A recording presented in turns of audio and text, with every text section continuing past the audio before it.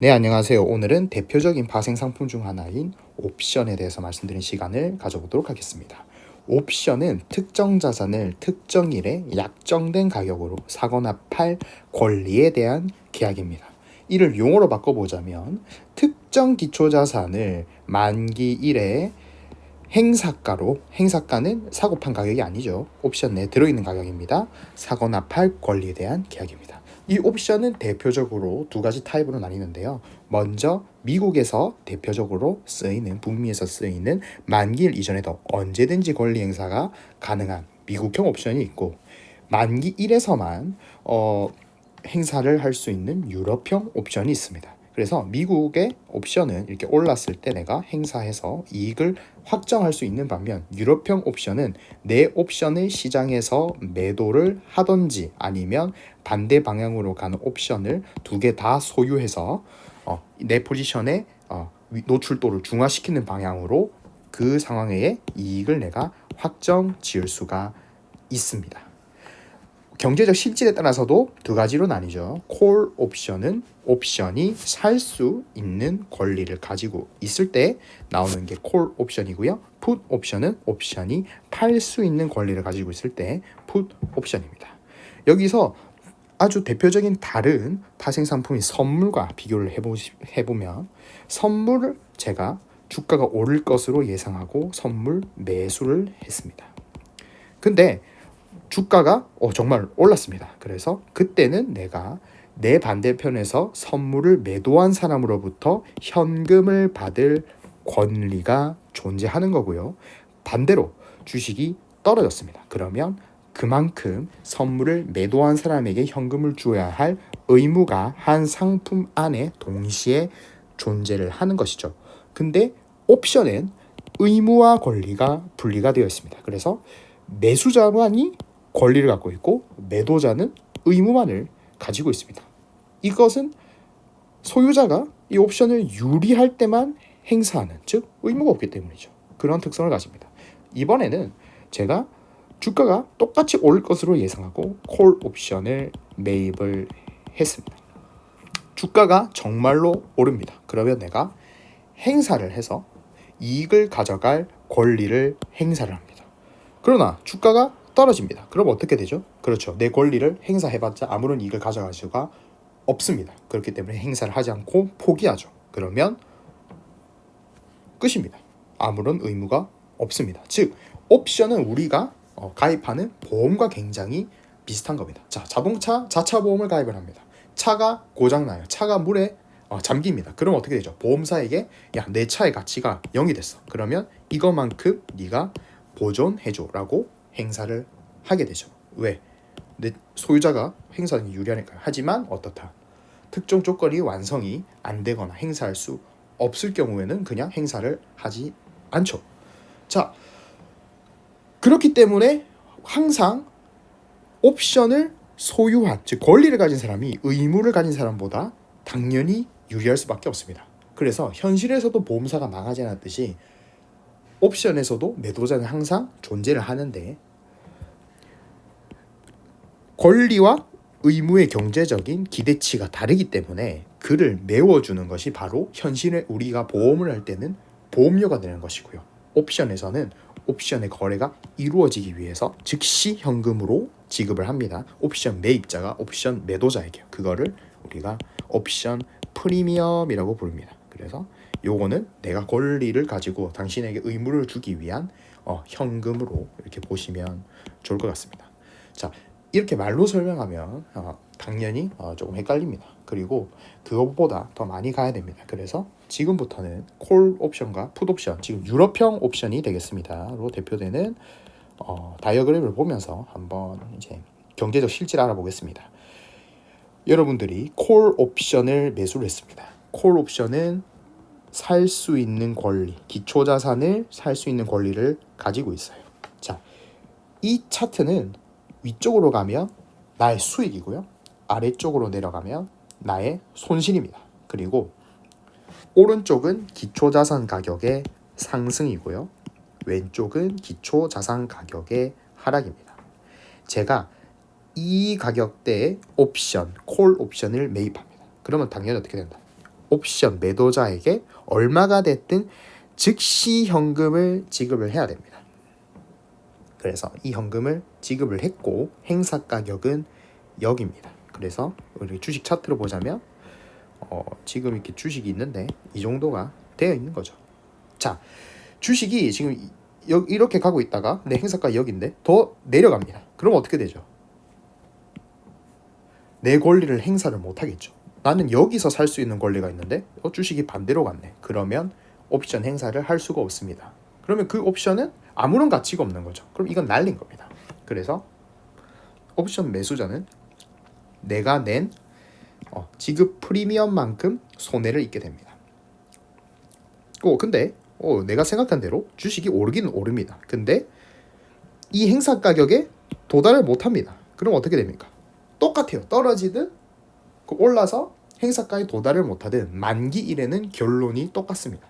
이것도 아무런 가치가 없는 상태가 됩니다. 근데 이번에는 주식이 올라서 행사가를 넘어가기 시작합니다. 그러면 어떻게 됩니까? 그때부터 내 손해가 줄어들기 시작합니다. 그러면 이때부터는 어떻다? 이 라인은 주식을 보유한 것과 같은 수준의 이익이 발생을 하기 시작하고요. 그래서 어느 시점이 되면 내가 행사해서 벌 수 있는 이익이 내가 처음에 냈던 지급 프리미엄과 같아지는 시점이 오고 이때부터 수익으로 전환됩니다. 즉 행사 가격은 내가 수익이 발생하기 시작하는 지점이고요. 내가 정말 플러스가 나기 시작하는 부분은 다르다는 겁니다. 그래서 만기 시의 손해 구조는 프리미엄 뿐이고요. 만기 시의 이익은 시장가, 기초자산이 지금 거래되고 있는 시장가에서 내 행사가도 빼고 거기서 처음에 냈던 옵션 프리미엄도 빼야지만 나의 어떤 것이 나온다. 진정한 이익이 나오는 겁니다. 그러다 보니까 옵션 매수자는 어떻다. 주식이 아무리 떨어져도 내가 낸 보험료만큼의 유한 손실을 기대할 수 있고요. 잘만 하면 계속 올라갈 수가 있죠. 내 행사가격이 계속 올라가면 무한의 수익을 기대할 수가 있습니다. 옵션 매도자는 뭐다? 처음에 낸 옵션 프리미엄만큼의 확정된 유한의 수익을 얻고요. 대신 손실은 무한한 손실을 잘못하면 입을 수가 있습니다. 그래서 이 말은 반대로 만기에서 매입자가 낸 수익만큼 매도자는 손실이고요. 그리고 만기 시에 손해본 만큼 매입자는 수익이 납니다. 풋옵션은 반대로 생각하면 돼요. 그래서 좌우 대칭이 된 모습을 확인하실 수가 있는데요. 이번에는 주가가 떨어지면 좋은 겁니다. 왜? 나는 팔 권리가 있습니다. 이번에는 제가 주식이 떨어질 거라고 예상을 합니다. 그래서 주식이 떨어질 거라고 예상을 하고 있는데, 자, 주식이 떨어지지 않고 올라요. 그럼 어떻게 된다? 내가 낸 보험료만큼 이번에도 프리미엄만큼 손해를 본 겁니다. 그러면 거기서 끝이죠. 이번에는 주가가 내려가기는 내려가는데 도달을 못합니다. 여지점이죠. 그죠? 역시 똑같습니다. 만기일에 아무것도 건질 수가 없어요. 근데 이번에는 뚫고 내려갑니다. 이 행사가를 뚫고 내려갑니다. 그러면 그때부터 수익이 쭉 발생합니다. 선형으로. 그래서 이번에는 역시 옵션 매수 시에는 무한 수익을 기대할 수 있고 옵션 매도 시에는 무한 손실을 기대할 수 있는데 이번에 어떻다? 오른쪽이 아니고 왼쪽으로 가죠. 주가가 떨어져야만이 수익을 얻는 구조가 됩니다. 그래서 이익을 이제 내는 식도 좀 다르죠. 이번에는 행사가에서 시장가를 뺍니다. 행사가에서 어떻다? 시장가를 빼고 여기서 프리미엄도 빼면 나의 진정한 수익이 나오는 거예요. 그리고 만기 손해 구조는 똑같습니다. 처음에는 프리미엄만큼 옵션 행사를 포기했기 때문이죠. 그래서 콜옵션이든 풋옵션이든 옵션에 대칭성이 있는 거예요. 그래서 매수 포지션 이익만큼 매도 포지션의 손해이고요. 매도 포지션의 손실만큼 매도 포지션의 이익만큼 매수 포지션의 손실입니다. 근데 이제 옵션이 이렇게 1차원적으로 움직이는 게 아니에요. 그래서 시간에 따라도 가치가 변하고 여러 가지 요인에 따라 가치가 변하는데 여러분들이 그거 한번 정리를 해보는 건 좋을 것 같습니다. 옵션의 이 가치를 하는 요인은 두 가지가 있어요. 내재 가치하고 외부 가치, 우리가 시간 가치라고도 하는데요. 내부 가치는 우리가 뭐다? 콜옵션의 경우에는 어떻다? 내 행사가보다 기초자산의 가격이 높으면 지금 행사하더라도 예를 들면 기초자산 100, 120, 행사가 100이면 20의 내재 가치를 가지고 있는 거예요. 풋옵션은 반대로 100이고 80이면 20의 내재 가치, 인트린식 밸류가 있는 겁니다. 근데 내가 내재 가치로만 해보면 실제 옵션 시장에서 이렇게 거래가 되지 않아요. 20 플러스 알파가 있습니다. 이 알파가 무엇이냐? 그렇다. 지금은 이렇지만 더 떨어질 수 있어. 그럴 가능성이 있어. 그리고 어떻다? 올라도 더 오를 수가 있어. 그러한 유리한 상황이 나올 가능성이 있어. 만약에 반대로 가더라도 나는 뭐야? 나는 매입한 사람은 유한의 손실이니까 그거에 대한 프리미엄을 내가 지급을 하겠다. 그래서 내재 가치 플러스 알파가 바로 이 시간 가치가 되는 겁니다. 그래서 내재 가치는 당연히 행사 가격하고 기초자산의 시장 가격하고 연관이 되겠죠. 그래서 요거를 다시 한번 생각을 해보시고요. 그래서 행사가가 높으면 콜옵션의 가격 떨어지고요. 풋옵션의 가격은 높아지겠죠. 행사가가 높으면. 그렇죠. 그리고 기초자산 가격이 올라가면 당연히 콜옵션의 가격은 올라갈 것이고요. 풋옵션은 떨어지게 됩니다. 여기서 이제 중요한 개념이 OTM, ATM, ITM인데요. 지금 여기 차트에도 나와 있습니다. OTM, out of the money죠. 제가 말씀드렸죠. 행사가에 도달하지 못하면 수익이 없는, 즉 수익이 발생하는 그 구간이 아닌 옵션들을 out of the money예요. 그래서 콜의 경우에는 행사가가 어떻다? 시장가 위일 경우, 그리고 풋일 경우에는 행사가가 시장가 밑일 경우에는 만기일에 아무런 가치가 없으므로 out of the money 상태인 거예요. 이게 시간이 지나서 ATM이나 ITM으로 갈 수도 있고 반대로 또 돌아올 수도 있는 겁니다. ATM은 요 라인이죠. 이제 요 라인 어디다? 수익이 발생할랑말랑하는 그 이제 시점이 우리가 이 ATM입니다. 그래서 이쪽 라인이 그 되겠습니다. 크게 봐서. 그래서 그 시점에서 왔다 갔다 하는 게 at the money가 됩니다. 그래서 행사가하고 시장가가 굉장히 비슷한 상태입니다. 그래서 이렇게 행사가 주변에서 맴돌면 ATM이라고 하고요. ITM 같은 경우는 내재 가치가 있는 상태죠. 이 수익이 이미 발생한 상태, 즉 우리가 만기일에 이 상황으로 만기되면 수익을 받을 기대가 있는 상태가 됩니다. 두 번째는 잔존기간입니다. 잔존기간은 현재 시점에서 만기를 빼면 되죠. 왜?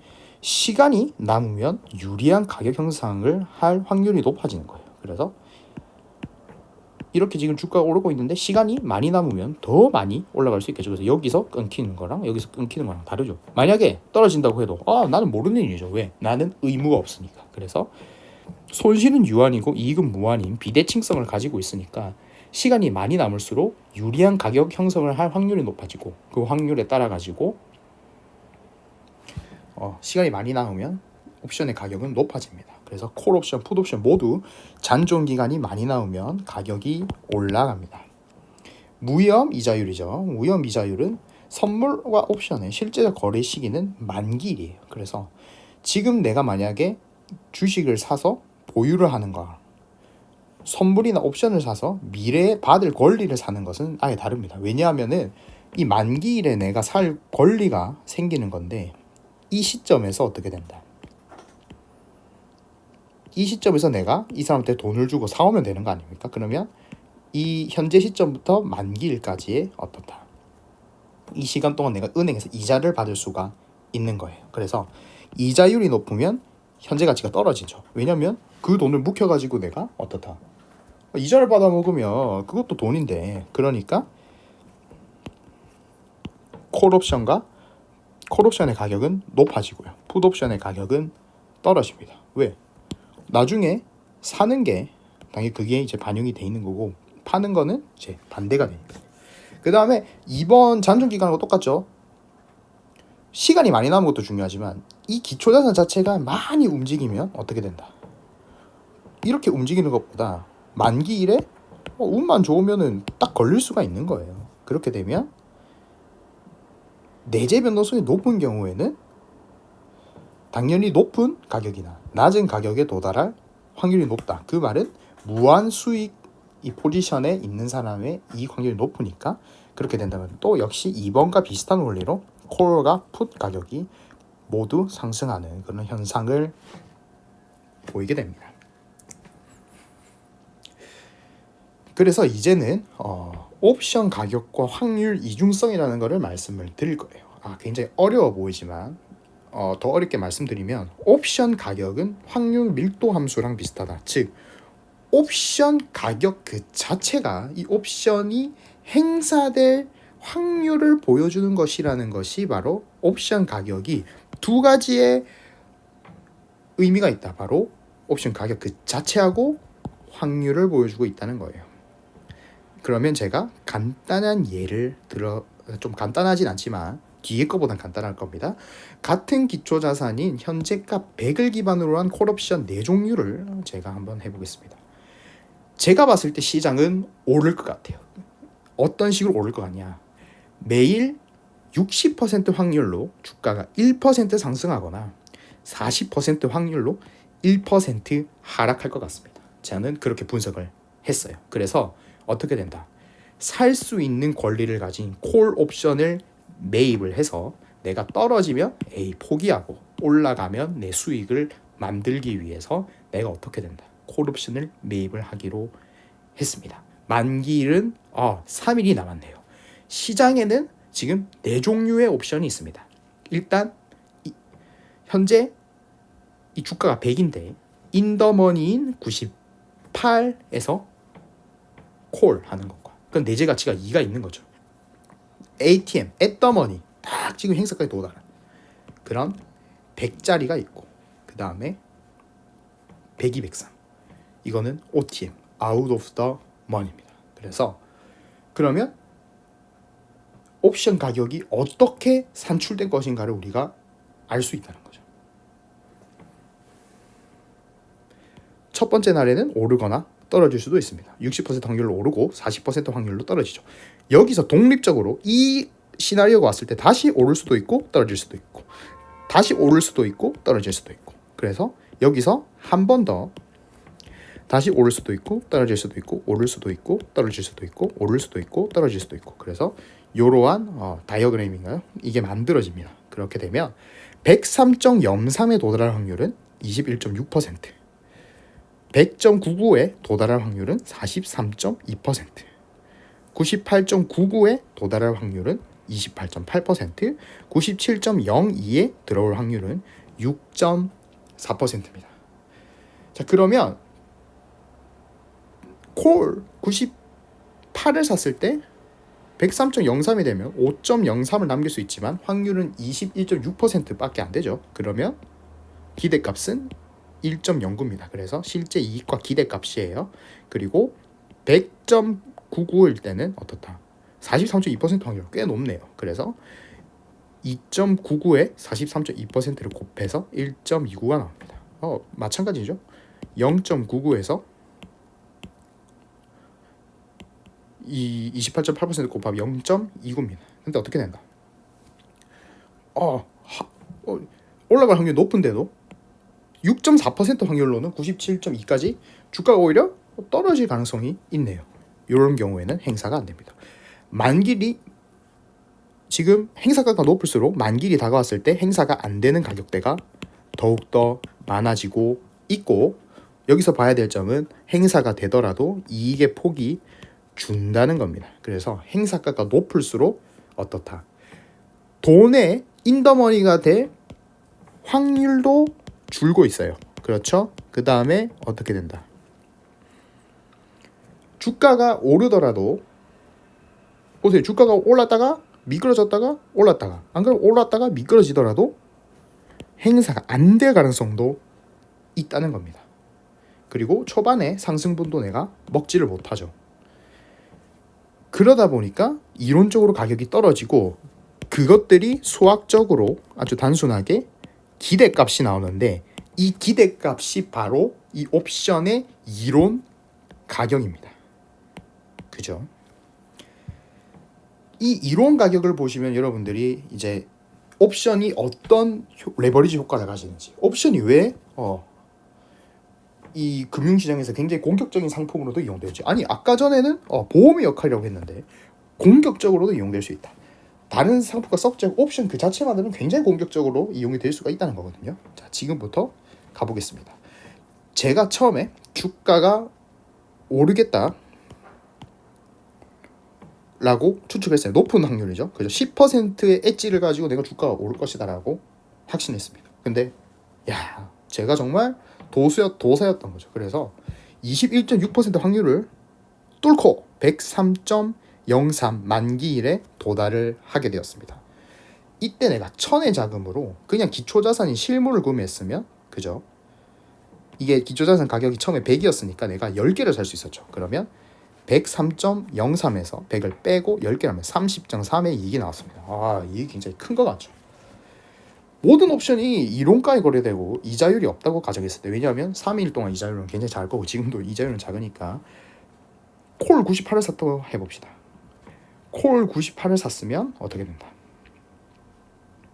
내가 가격이 2.67이죠. 374계약을 삽니다. 근데 아까 우리 공식대로 이익은 시장가, 행사가, 프리미엄 빼는 거죠. 자, 지금 여기서 어떻게 된다? 시장가에서 행사가를 뺀 가격이 여기 있죠. 여기에서 시장가에서 행사가를 빼고 어떻게 된다? 프리미엄, 처음에 준 이론 가격, 이게 프리미엄이죠. 그거를 빼면 어떻게 된다? 옵션 한 개당 이익이 나오죠. 거기서 374개를 살 수 있었으니까 882.64 이익이 납니다. 콜 100을 사면 934계약을 살 수가 있습니다. 그러면 이거는 이익이 1830이 납니다. 물론 이게 폭은 줄었지만 개수를 더 많이 살 수 있어요. 왜? 확률이 줄어들었으니까. 확률도 줄고 이익의 폭이 줄어들었으니까 옵션 자체 가격이 낮으니까 같은 돈으로 사면 더 많은 걸 살 수 있어요. 102는 더 많이 살 수 있습니다. 4545계약 살 수 있네요. 그러면 이익이 3681.45가 됩니다. 콜 103을 매수하면 10만 계약이나 살 수 있어요. 그러면 이익이 2천이 납니다. 여기서 중요한 걸 여러분들이 보셨을 건데, 물론 레버리지가 높아요. 콜 98은 29.1배, 60배, 121배죠. 즉 위험한 옵션으로 내가 들어갈수록 행사 확률이 낮아지는 옵션을 고를수록 레버리지가 높아지는 게 일반적인 것 같으나, 이 특성 때문에 제대로 돌파 못하고 ATM에서 미적거리다가 끝나버리면 위험은 엄청나게 많이 줬는데 이익은 오히려 밑에 옵션보다 안 나오는 그러한 상태가 지금 만들어진 겁니다. 그래서 103과 100인데 지금 103 위 약간 언저리에서 만기일에 도달을 한 상태죠. 그러면 오히려 레버리지, 즉 이익이 떨어진다. 즉 위험하고 어떻다, 수익이 비대칭적입니다. 물론 선물 계약이 15배 정도의 레버리지를 간다고 생각했을 때도 레버리지는 높지만 내 이익하고 위험의 기대값이 약간 미스매치되는 그러한 과정이다. 그래서 마냥 위험한 옵션을 여러분들이 고른다고 해서 수익이 천문학적으로 늘어나는 게 아니고 적절한 이 구조를 만들어야 되는 것이 바로 옵션이에요. 그래서 여러분들이 프리미엄과 행사 가격과 남은 시간, 이거를 잘 분간해가지고 옵션을 사셔야만 최대의 이익을 낼 수가 있고, 아니면 그러면 말 그대로 생각해보면 안전한 콜 100을 사가지고 행사가 2번이나 되는, 예를 들면은 정말 높은 가격으로, 그러면은 이 사람이 어쨌든 어느 정도의 돈을 가져갈 확률이 무려 얼마입니까? 지금 65%가 행사되는 콜 100만큼밖에 돈을 못 벌었단 말이에요. 그래서 이러한 점을 봤을 때도 상당히 옵션은 재미있는 특성을 가지게 됩니다. 그래서 이 옵션은 여기서 두 번째 아주 재미있는 점이 발생해야 되는데요. 바로 이 옵션의 가격을 나타내는데 우리가 이러한 시나리오만 갖고 옵션의 가격을 결정하는 요인들만 어느 정도 가정했죠. 이자율, 이론가로 거래한다. 그리고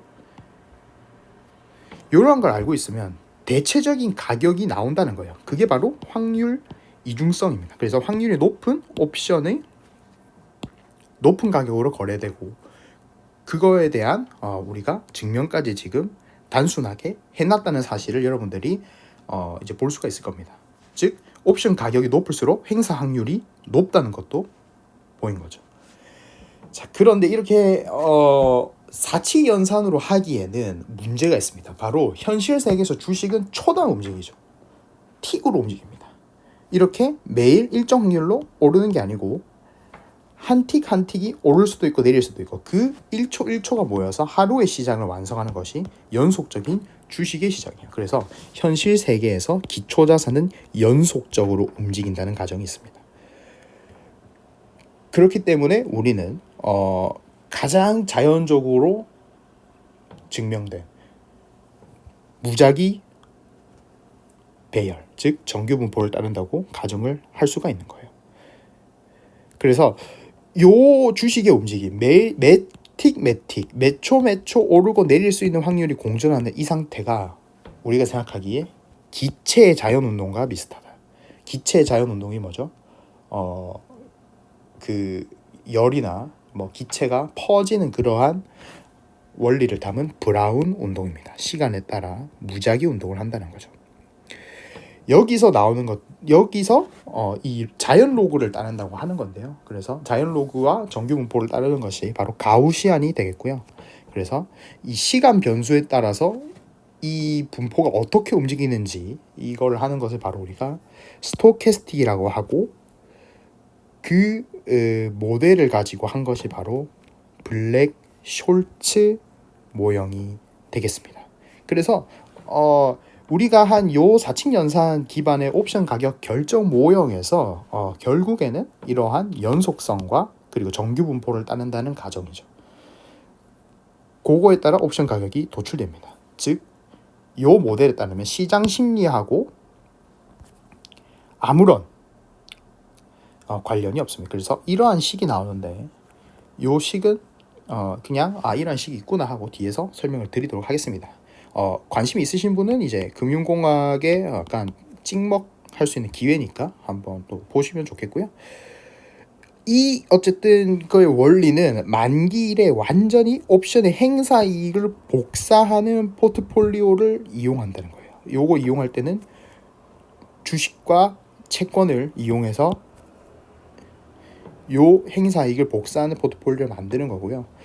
콜과 풋은 결국에 아까 말씀드렸듯이 대칭성이 존재를 할 수밖에 없습니다. 그래서 좌우 대칭을 했죠. 그것처럼 풋은 콜풋 페리티를 이용합니다. 그래서 그 대칭 이동을 하는데 여기에는 약간의 현금이 들어가고 그거 빼고는 우리가 다 알 수가 있는데 그래서 여러분들이 HTS라든지 뭐 이런 데서 보는 옵션에 나오는 다양한 이 뭐 감마, 알파, 베타 뭐 이러한 그리스 문자들은 이 블랙 숄츠 모형에서 제시하는 다양한 변수들을 이야기를 하는 겁니다. 그래서 델타는 기초자산 가격 변화, 감마는 기초자산 가격 변화에 따른 델타 자체의 변화, 베가는 변동성과 옵션의 가격 변화, 세타는 하루 시간이 지나면서 옵션의 가격 변화, 로는 이자율이 증가하는 것과 옵션의 가격 변화. 즉 어떻게 된다.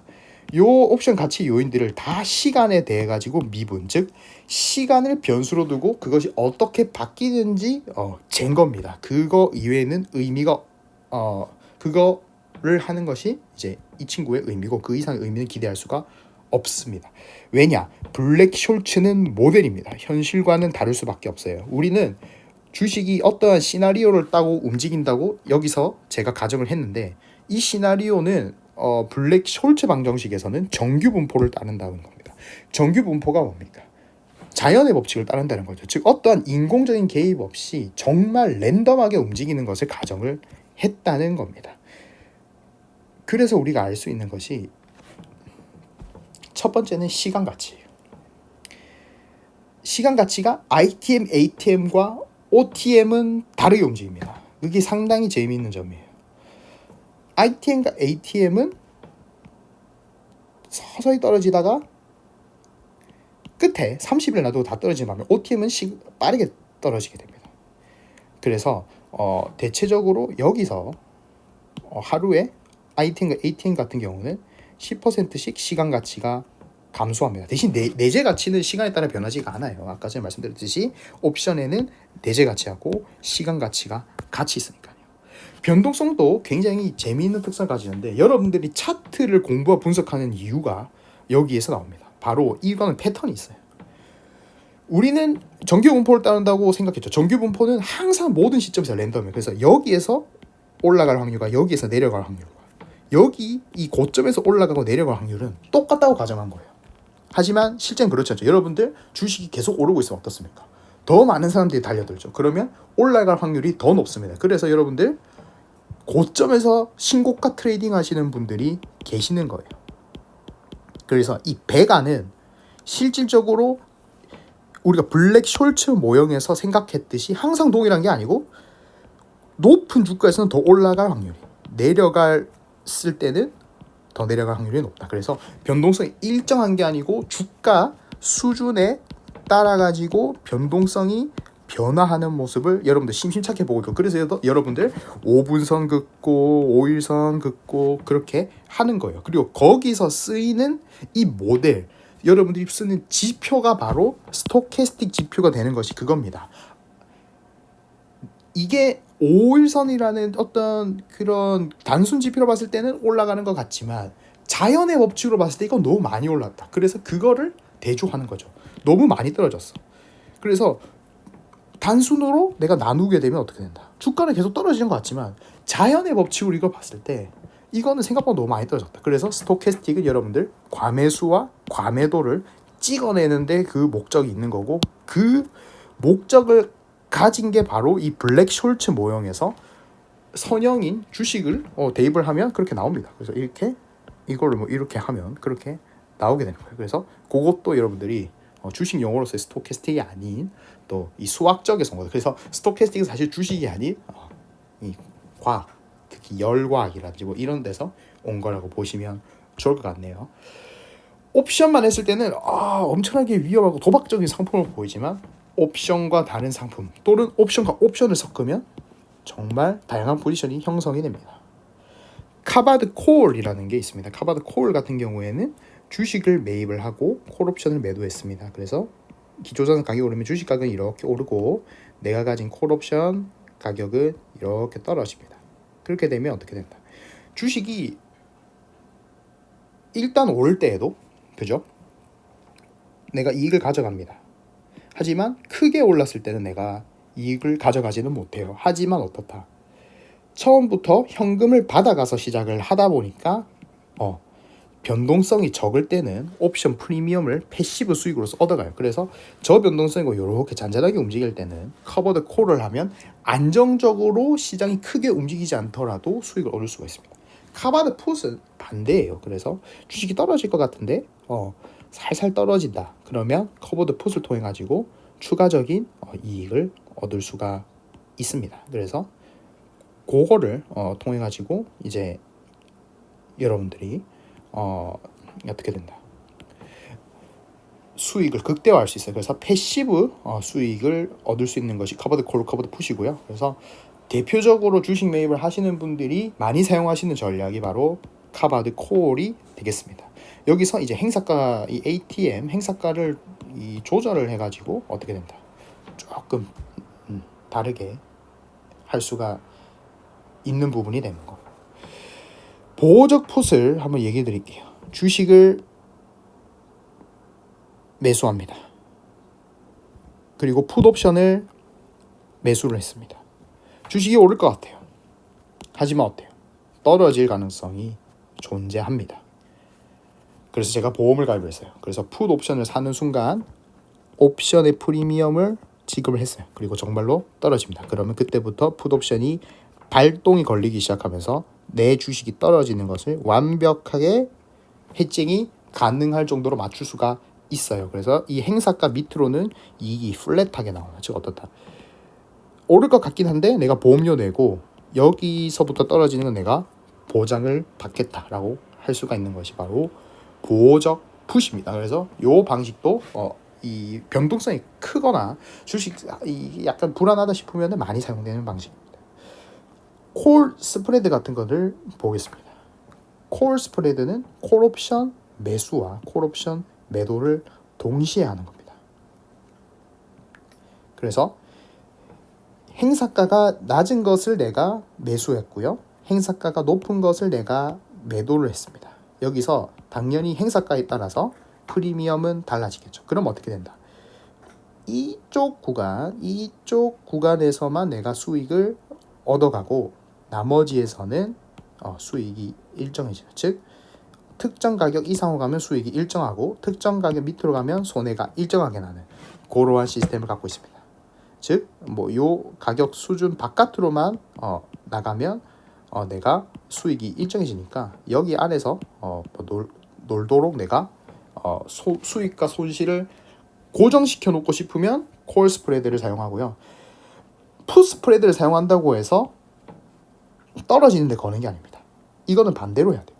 그래서 행사가가 높은 것을 매수를 하고 행사가가 낮은 것을 매도를 하면 이 차트가 반대로 들어가면서 이때는 약세 콜 스프레드입니다. 그래서 요거는 지금 강세 콜 스프레드가 되고 약세 콜 스프레드도 가능하다는 점. 그래서 주식이 올라갔을 때는 어떻다? 손해를 보고 주식이 떨어졌을 때는 이익을 보는데 그 구간이 정해져 있다는 것. 내가 원하는 대로 할 수 있다는 겁니다. 그 다음부터는 주식의 가격 전략이 아닙니다. 이때부터는 변동성 전략이 됩니다. 스트레드, 즉 한국말로는 이게 양매수 전략이라고 합니다. 콜 옵션 매수와 풋 옵션 매수를 하는 것이 바로 스트레드입니다. 그래서 보시게 되면 주식이 오르건 내리건 특정 변동성 지점만 통과하면 나는 이익을 받는, 그래서 시장 변동성이 확대가 예상됐을 때는 스트레드, 양매수 전략을 사용합니다. 스트랭글 반대가 있는데요. 콜 옵션 매도와 풋 옵션 매도를 통해서 양매도가 가능합니다.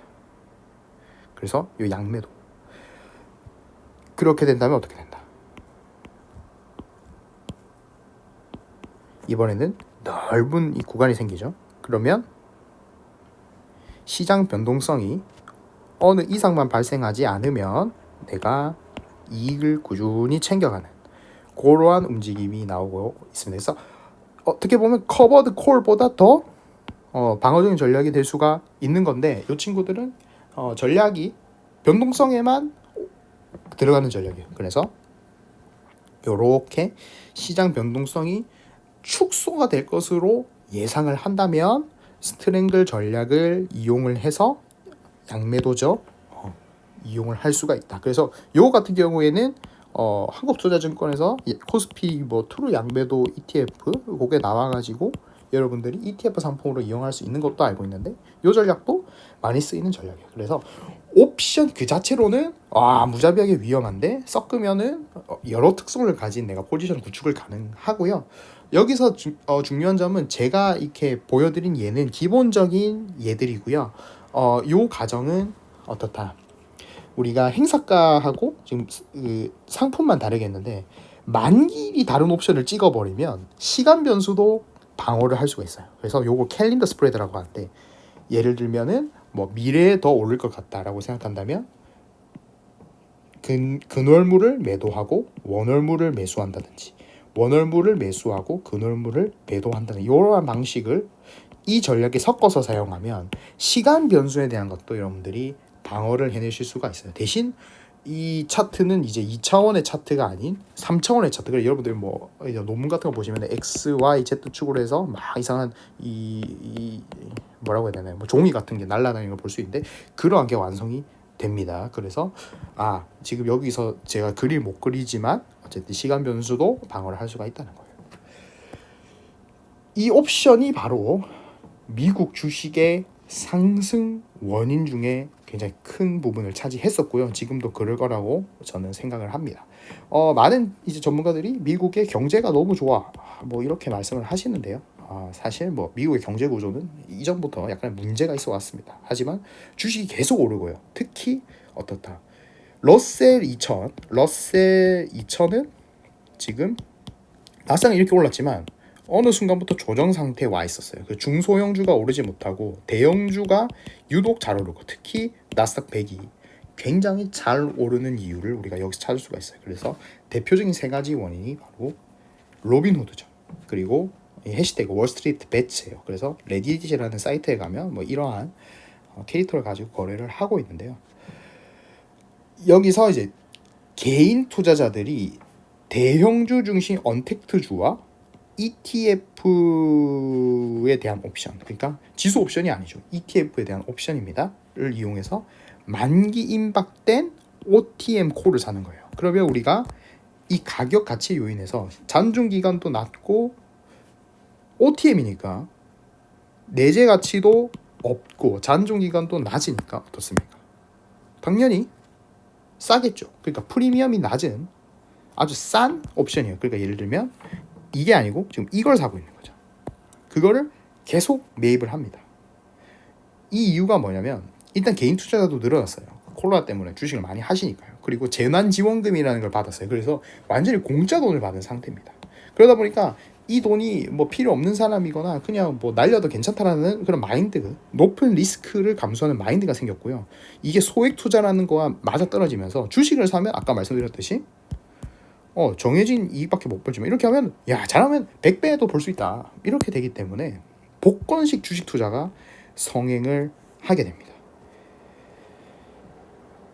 근데 월가 대형 은행들은 이거에 대한 경계가 없었던 거죠. 그래서 우리가 한 것대로 그냥 블랙 숄츠 모형에 따라 가지고 거래를 한 거예요. 그래서 항상 주식은 장교 분포를 따른다. 그래서 그걸 따라서 아비트라지를 한 겁니다. 그래서 우리가 아까 0.01의 이론 가격인데 갑자기 어떤 사람이 0.02, 야 100%를 더 주네.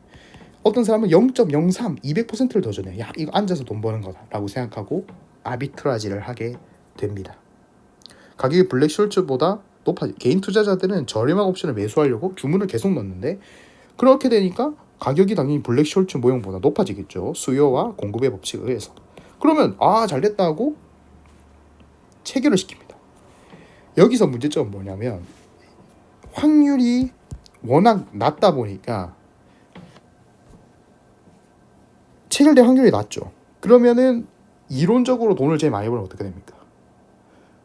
21.6%만 어차피 뭐 될 거고 이익도 얼마 안 날 거니까 해징을 21.6%만 하는 거예요. 원래 안 할 수도 있고요. 근데 이게 엄청나게 많아졌습니다. 2020년에 보시게 되면 개별 주식하고 ETF에 대한 옵션 수요가 엄청나게 늘어나는 것을 볼 수 있어요. 특히 개인 개별주에서. 그러니까 이게 너무 많아지다 보니까 어떻게 된다. 결국에는 시장이 상승하면서 이 도달되지 않을 것 같은 옵션들이 ATM에 도달을 하게 돼요. 그러면 처음에 말씀드렸던 그 콜옵션의 이 구조에 의해서 개인은 무한 이익 가능성, 대형 은행은 무한 손실의 가능성에 노출됩니다. 그러니까 100% 포지션이 준비가 안 돼 있었던, 그죠? 준비가 안 돼 있었던 우리 대형 은행들이 현물과 선물을 매입해서 포지션을 정리를 하는 거예요. 그래서 얼마나 많은 이게 지금 만기 임박이 얼마나 만기 임박이냐 하면 0에서 2주예요. 그러니까 0에서 2주가 이제 시간을 0에서 2주, 영업일로 생각하면 이게 10일에서 0일이거든요. 그만큼 굉장히 임박한 걸 샀기 때문에 사실 이거를 행사될 거라고 생각하는 이 사람이 많이 없었을 겁니다. 그러한 이제 관습에서 벗어나 가지고 발 수밖에 없던 것이 바로 이러한 이제 현상이 발생된 이유고요. 그래서 이 2020년 3월 이후 즉 한 뭐 6월 7월부터는 정말 40% 정도의 주식 매수량이 실질적인 주식 투자가 아니고 이 옵션에 대한 해징. 왜? 여기서 내가 옵션을 팔았는데 갑자기 이게 오다 보니까 여기서부터는 이제 이 수준부터는 내가 프리미엄을 이제 다 갈가 먹은 상태잖아요. 그러다 보니까 이렇게 내려가는 포지션을 주식을 사서 이렇게 만들어야 되는 그러한 시점에 도달을 한 거예요. 그러니까 어떻게 본다면 내 포지션을 카바드 콜로 만들어야 되는 그러한 이제 상황이 된 거고, 그러한 이제 주식 물량이 40%가 늘었고, 여기서 개인 투자자만 이걸 한 게 아니에요. 소프트뱅크도 이걸 똑같이 했습니다. 그래서 소프트뱅크가 이제 투자자로부터 굉장한 비난과 뭐 이런 걸 듣고 이거를 중단을 하긴 했지만, 요 시점까지 계속 오는 요 시점까지도 소프트뱅크도 이제 이러한 옵션, 특히 대형주 옵션을 통해 가지고 계속 배팅을 하게 됐어요. 그러다 보니까 월가 입장에서 기존의 블랙 숄츠 모형, 즉 주식이 위아래로 동일한 확률로 움직인다는 게 아니고, 우리가 아까 처음에 가정했듯이 이 확률을 높입니다. 이 확률을 올려요. 그래서 이 모델을 따르는 게 아니고 다른 모델, 더 상승에 가까운 모델이겠죠. 그런 모델로 전환을 하게 되고, 거기서 바뀌어진 모델이 바로 콜 스프레드 모델이죠. 강세 콜 스프레드 모델, 즉 이 캘린더 콜 스프레드가 되는데, 근월물을 콜 매도하고 원월물을 콜 매수하는 거예요. 왜? 단기 콜 옵션에 대한 매수세가 늘어나서 가격이 높아졌는데, 이거를 그냥 가만히 있거나 이렇게 하면 안 되니까 멀리 있는 거를 내가 오른다고 생각을 하면, 그러면 어떻게 된다? 하나는 이렇게, 하나는 이렇게 해가지고 없어지는 거죠. 대신 개인 투자자들이 요걸 더 비싸게 주고 사니까 오히려 그거에 대한 아비트라지, 즉 이 차익 거래의 기회가 생긴다는 거예요. 그러니까 중립 포지션을 주식으로 만들어서 하는 게 아니고 변동성만 이동하는 거예요. 즉 개인 투자자들이 기대하는 아주 단기의 변동성이 과대평가되었고, 실제로는 변동성이 낮을 거라고 생각한 거예요. 그래서 이 정말 대형 사건이 터지고 이후부터는 변동성이 줄어들게 됩니다. 그래서 주식이 정말 매일매일 하루하루 정말 개미같이 올라갔던 시절이 바로 이거예요. 개인 투자자들은 계속 주식이 크게 상승할 거라고 단기 콜옵션을 계속 매입을 했는데, 이거를 월가 대형은행이 근월물을 매도해가지고 원월물로 바꿔갖고 매수를 하니까 단기의 상승세는 계속 꺾이고 새로운 주식 매수세는 들어오지 않고, 그러다 보니까 이 사람들은 돈을 계속 잃고, 주식은 오르지만 옵션이 행사가 안 되니까 돈을 계속 잃고, 이 친구들은 계속 그 변동성, 기간에 따른 변동성 차이에 대한 이익만 받고 해요.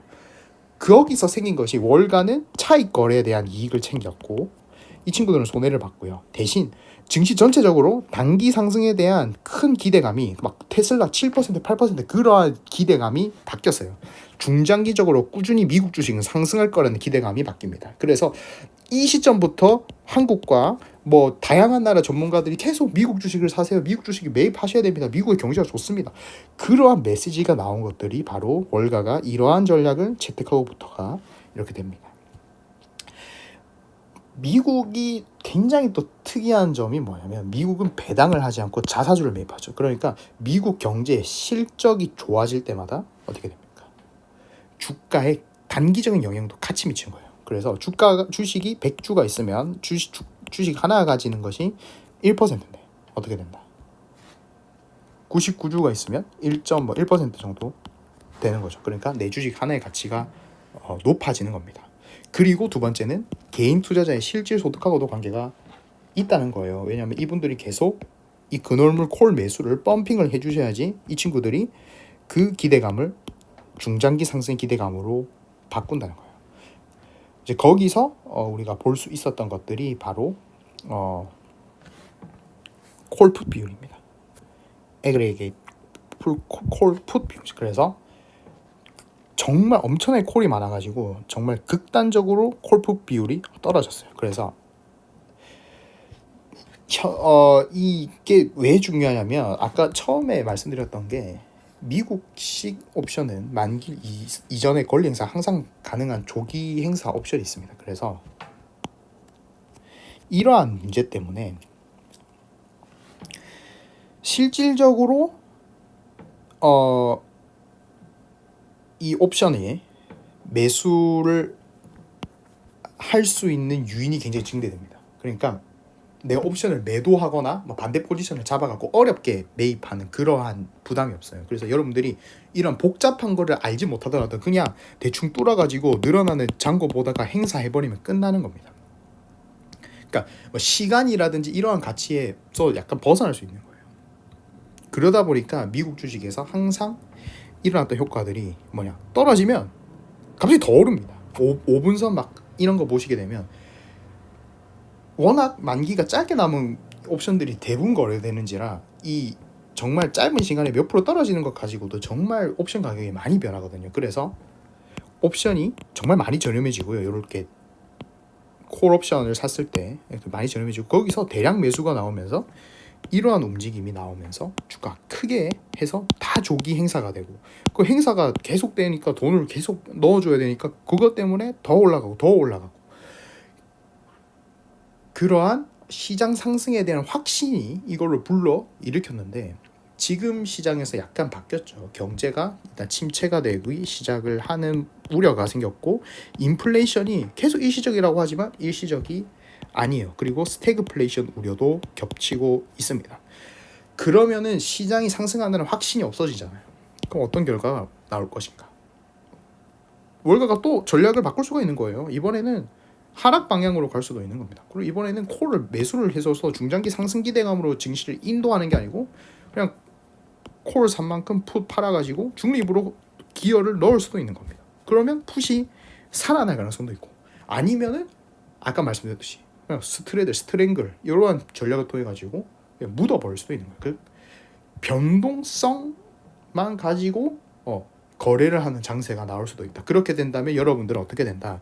미국 주식이 특히 이러한 고변동성 장세에서 여러분들 벗어날 수가 없다. 그래서 지금 미국 주식을 하는 것은 옳지가 못하다. 유럽이나 일본이나 이런 해외 증시를 하셔야 되는 이유는 유럽형 옵션을 채택을 하고 있으니까요. 이러한 조기 행사가 없어가지고 옵션 시장이 안정적으로 돌아가고 이러한 큰 이제 단순 베팅을 하기가 좀 어려워지고 있습니다. 그래서 앞으로는 미국 주식을 보실 때 이 콜풋 비율이라든지 옵션 미결제량을 보시면서 거래를 하시면 좋을 것 같고요. 여기 이제 옵션 클리어링 하우스라는 데서 매일매일 공시가 좀 되고 있어서 뭐 미결제량 정도는 확인하고 콜풋 비율 확인하시면 좋을 것 같습니다. 그래서 미국 주식이 이제 앞으로는 이게 이제 좀 길어지면 현재 조정이 들어오는데 이게 좀 길어지게 되면 이러한 월가가 전략을 바꾸면서 마진콜 영화처럼 그냥 갑자기 또 그냥 바뀌어 버리게 됩니다. 그래서 그 점을 좀 인지하시면 좋을 것 같고 그 원인은 지금 옵션에 있습니다. 자, 여기까지 수고 많으셨고요. 지금부터는 금융공학 찍먹 시간입니다. 그래서 아까 앞에서 했던 것들을 수학적으로 풀어내는 이제 시간이 될 거고요. 뭐 금융공학에 관심 없으시면 안 보셔도 됩니다. 지금 일단 들어가는 것을 우리가 포트폴리오 복제 블랙 숄츠 공식 도출이라고 썼는데 도출이라고 보기보다는 이해 최대한 여러분들이 저와 여러분들이 이 한 장에서 가까이 가볼 수 있으면 가까이 가보자. 그리고 거기서 나오는 수학적 원리도 한번 구경이라도 해보자라는 것이 목적이 되겠습니다. 첫 번째는 우리가 이 앞에서 했던 이 과정을 한 번 할 거예요. 한 번. 그죠? 한 번 할 겁니다. 포트폴리오는 주식과 채권과 현금으로 이루어져서요. 그래서 초기에 있는 이 포트폴리오는 S0, 본드 제로가 되고 파생 상품 이익은 F입니다. 그래서 F0가 돼요. P의 확률로 오를 겁니다. 1-P의 확률로 떨어질 거예요. 그래서 아까 위에서 봤을 때 60%와 40%가 바로 그것이죠. 그걸 우리가 지금 수식한 거예요. 그래서 두 가지 시나리오가 나옵니다. 그러면은 오르면은 S1에 대해 B0의 E의 R승 DT입니다. 이게 무슨 말이냐? 본드인데 이자가 붙었다. 근데 이게 이제 E의 R승 DT를 하는 이유는 무엇이냐면 복리라서 그렇습니다. 그래서 복리라서 이 1의 R승 DT를 하는 것이고요. 왜냐하면 로그로 붙을 거예요. 그 원금이 많아지면 이자가 더 많이 붙으니까요. 그리고 거기서 나오는 포트폴리오의 이익은 F1입니다. 떨어지면 S2 주식이 S2로 이동하고 채권 똑같죠? B0 ER의 DT승이고요. 그리고 F2가 됩니다. 그래서 F0가 이렇게 이동하는데 여기서 주식과 채권의 비율을 X와 Y, 즉 상수로 하는 겁니다. 그러면 요 식을 정리를 하면 X는 F1 빼기 F2 S1분의 S2분의 F1 빼기 F2입니다. 그리고 Y는 지금 이러한 식이 완성이 될 겁니다. 여기서 어떻게 된다? 여기서 내가 바꿉니다. F0 식에다가 X와 Y의 식을 집어 넣는 겁니다. 그렇게 되면 이러한 식이 완성이 되고 B0와 B0가 소거가 되면서 이제 더 이상 채권은 필요가 없는 상태가 되고요. F0는 그래서 요를 끄집어내 가지고 식이 나오게 됩니다.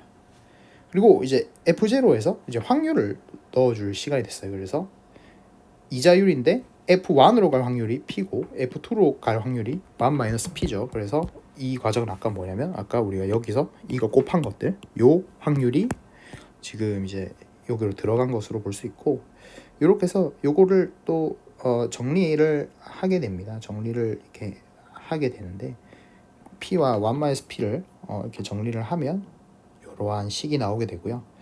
결국에는 P는 이러한 식이 나오는데 바로 이게 기대값과 옵션의 가격이죠.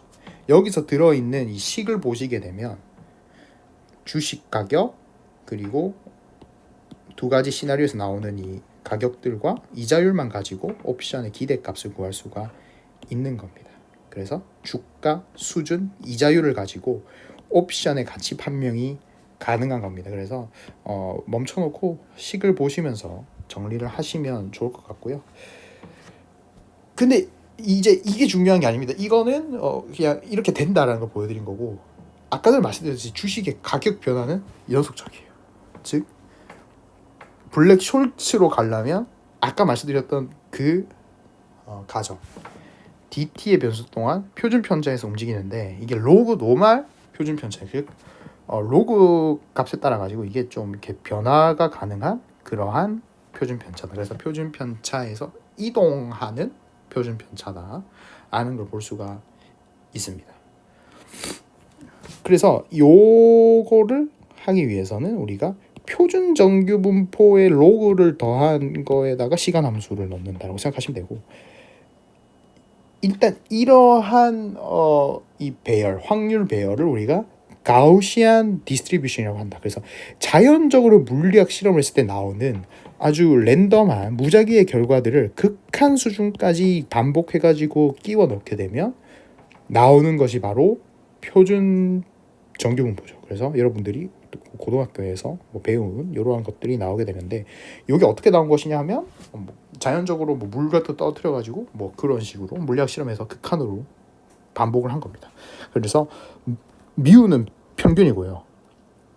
바는 베리에이션 분산이 되는 거고 그래서 이 분산을 보시게 되면 지금 항을 평균에서 뺀 거를 제곱한 다음에 그거를 이제 개수로 나눈 것이 되고 그거를 제곱근을 한 것이 즉 분산의 제곱근이 루트가 표준 편차가 됩니다. 그래서 이 가우시안 디스트리뷰션의 차트는 E의 마이너스 X 제곱승 요게 나오게 되고요. 요거를 적분을 하면 가우스 적분이 되는데 그게 확률 밀도 함수로서 나오게 되는 거예요. 즉 어떻다? 우리가 이러한 것에 지금 면적을 구한다. 면적을 왜 구하느냐? 바로 P 기대가 어떤 행사가 위에서 끝날 확률을 구하는 데 쓰이는 것이 바로 우리가 진작에 고등학교에서 배웠던 표준 정규분포예요. 어떤 가격대에 떨어질 수가 있어. 근데 그 시간에 일단 그 가격이 들어갈 확률, 이 위로 갈 확률이 우리가 지금 표준 정규분포를 따른다고 했기 때문에 이것이 지금 필요한 거고요. 그 다음에 이제 브라우니안 모션하고 스토캐스틱 인테그랄이 되겠습니다. 그래서 여기서 나오는 것이 위너 확률 과정이라는 건데, 그래서 굉장히 중요합니다. 지금 우리가 이 표준 편차를 이야기할 때는 고정된 시점에서 하나를 보는 건데, 우리가 하고 싶은 거는 뭐냐면 어쨌든 주식이 이 한 번 움직일 때는 이걸 따르는데 이거를 반복을 한단 말이죠. 시간에 따라 가지고. 그럼 그걸 어떻게 캐치를 해나가냐는 겁니다. 즉 매 순간순간의 시도는 독립적이면서 표준 편차를 따르는데, 그거에 대한 수렴이 그거에 대한 이제 그 발생 주기가 바로 d 델타 t라는 겁니다. 그래서 균등하게 함수는 수렴을 하게 되고, 여기서 w는 브라운 운동과 위너 과정을 이렇게 하는 것이 되는 겁니다. 그래서 결과적으로 이러한 3D 이 차트를 만들기 위해 가지고는 이 미분을 해야 되는 거죠. 왜냐하면 이제 이 하나 자체가 지금 미분이 된 상태니까요. 그럼 여기서 이제 중요한 것이 바로 이토 정리가 됩니다. 그래서 왜 그렇냐면은 보시죠. 주식하고 지금 이런 파생 상품의 이익을 내가 기대값을 적어 놓았습니다. 문제는 뭐냐면 시간에 따라 가지고 주식 가격이 변한다는 거예요. 이거를 미분을 해가지고 어떻게 하나 시간에 따라 나오는 기대값을 모아가지고 분포를 시켜야 되는데, 기존에 우리가 하던 미분의 연쇄 법칙을 통해서 가능하냐는 거죠. 기존의 미분의 연쇄 법칙은 테일러의 나머지 정리라고 해가지고 이 면적을 내가 구하고 싶다고 하면 자르고 그래서 1.2분, 2.2분, 3.2분 한 걸 더하게 됩니다. 그래서 이러한 식이 지금 완성이 되는 거예요. 그래서 미분해가지고 0을 넣으면 나머지 이거, 그리고 두 번 미분해서 0을 넣으면 나머지 이거, 세 번 미분해서 0을 넣으면 나머지 이거, 이런 식으로 해가지고 이거를 다 상수를 만들어가지고 쭉 더해가지고 이거를 무한으로 최대한 들고 가는데, 최대한 금조시켜가지고 다음 계산에 오차를 줄이지 못할 때까지 더하는 방식을 썼단 말이죠. 근데 이러한 방식으로 이 면적을 추측하는 일반적인 이 미분해가지고 더하는 방식은 이 쓰일 수가 없는 겁니다. 그러니까 왜 그렇게 이제 되냐면 DT라는 이게 한 번, 그러니까 시간의 한 단위가 지날 때마다 주식이 오르거나 내리게 되죠. 그죠? 그런데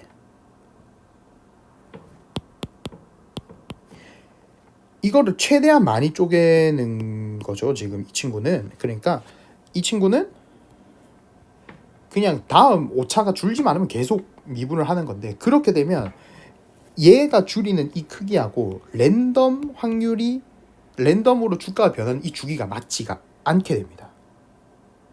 그렇기 때문에 일반적인 이 테일러 정리를 이용한, 테일러 급수를 이용한 편미분을 해가지고 일반적인 미분을 할 경우에는 2차 변동성이라는 게 생기게 됩니다. 그러니까 예를 들면은 어떠한 확률이 오기 전에 끊어버렸기 때문에 실제로는 이렇게 움직여야 되는 게 띡띡띡띡 뭐 이렇게 해가지고 변화가 폭은 반인데 2배가 되는 거죠. 그러니까 이거 완전히 다른 거죠. 그러니까 일씩 50%로 움직이는 게 아니고 0.5씩 50%로 2번 움직이는 거니까, 그러면 기간이 2배 늘어난 게 되는 거잖아요. 변동성은 많이 된 거고요.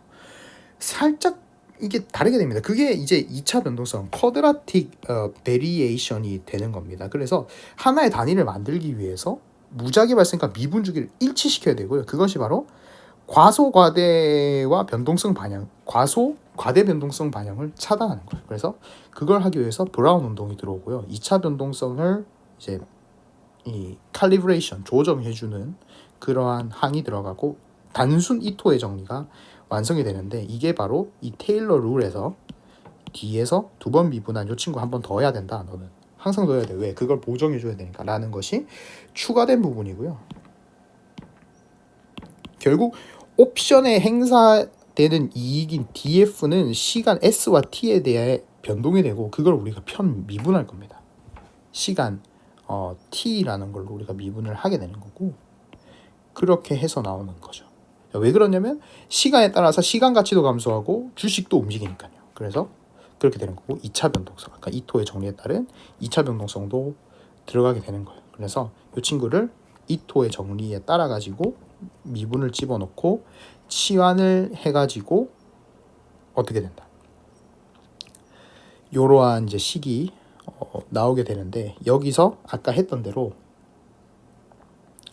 확률을 넣습니다. 확률을 넣는데 이 확률은 어디서 들고 오냐면은 표준 편차에서 들고 오게 되고, 그렇게 나온 편미분이 바로 이러한 식이 되고, 결국에는 마찬가지로 이러한 식처럼 우리가 옵션의 가격을 결정할 수 있는, 즉 RF는 이러한 편미분 방정식이 발생을 하게 됩니다. 그래서 지금 여기 있는 함수들은 이자율, 그리고 옵션의 행사 이익, 그리고 주식 가격 뭐 이런 게 나오게 되는데, 콜풋 적용을 해야 되는 거예요. 그래서 처음으로 돌아가 가지고 콜이 무한의 이익, 풋은 가격이 떨어졌을 때 무한의 이익이 나오니까, 요 식은 콜은 주가 떨어지면 0, 아니면은 최대로 주식이 오르면은 뭐 프리미엄은 상관없죠. 그 최대로 주식이 무한대까지 오르면 거의 2에 근접을 할 거고요. 풋은 반대가 되는 게 아까 말씀드렸죠. 그 이자율 때문에 그 현금이 들어왔는데 어쨌든 요거는 이자를 좀 붙여야 되는 거고, 만기일에 따라서. 안 그러면 또 주가가 올라버리면 0 이렇게 되는 겁니다. 이거를 그냥 사용할 수가 없고 열전도 방정식이라는 거 이제 넣게 되는데, 이 해가 그러니까 굉장히 재밌는 거죠. 우리가 주식의 가격을 측정하기 위해 가지고 계산을 이렇게 해서 이런 식을 도출을 했는데, 그거를 이 옵션하고 붙여가지고 풀었더니 나온 게 바로 열전도 방정식. 그러니까 1차원의 로드 봉에다가 이소메트릭 히트 이퀘이션이 나온 겁니다. 이건 공학 수학에 나오는 거고요. 이거 제가 증명하려면은 몇 시간이 걸려요. 그래서 원하시면 찾아보셔야 될 것 같고, 저도 이걸 해석해 드릴 만큼 수학을 잘하지는 않습니다. 그래서 요 방식을 이용하면 이러한 해가 나와요. 이런 해가 나오는데, 이러한 해를 넣게 되면 아까 말했던 이 블랙 숄츠 모양이 나오게 되는데, 여기서 이제 D1하고 D2의 의미를 좀 안 가르쳐주는 분들이 많아서 D1, D2는 제가 알려드리도록 하겠습니다.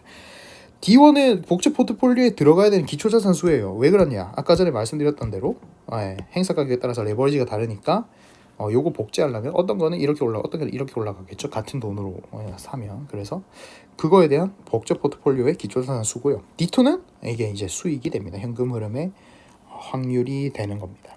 그리고 콜 가격 하나 재고 뭐 하면은 풋 가격은 그냥 나오게 됩니다. 그래서 콜풋의 가격은 이렇게 상대적인 이 보상의 이 달라짐에 있어 가지고 측정을 가능하기 때문에 하나 구해 가지고 이렇게 넣어주면 되는 거고요. 결국에는 블랙 숄츠라는 식에 들어있는 거는 얼마나 로그 노멀이 가 있냐, 또 확률이 이제 주식이 어느 정도에 와 있을 때 어느 정도 이익을 낼 수 있는가를 시간에 따른 변수로서 미분을 했다, 편미분을 했다, 그렇게 보시면 될 것 같아요. 그래서 이 친구가 할 수 있는 거는 시간에 따른 시간 가치 감소하고, 그리고 그 변동성에 대한 기대값, 요런 거를 잘 칼리브레이션을 했고, 그거에 대한 결론이 열전도 방정식으로 나왔다 정도만 알고 계시면 좋을 것 같습니다. 그래서 블랙-숄츠 방정식이 어쨌든 이러한 과정을 통해서 요 가정을 그냥 요 로그 표준 편차를 섞어가지고 미분 방정식에 넣은 것이라고 보시면 좋을 것 같고요. 원리를 알고 계시면 좋기 때문에, 물론 이게 이 식을 좀 자세히 보시면 이 사람이 이렇게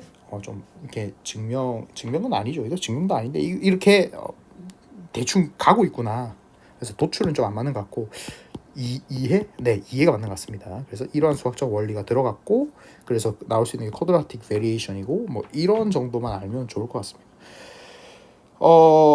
그 이제 뭐 한국 고등학교 수학이 사실 이런 원리들을 안 가르쳐줘서 사실 좀 재미가 없다고 저는 생각을 해서요.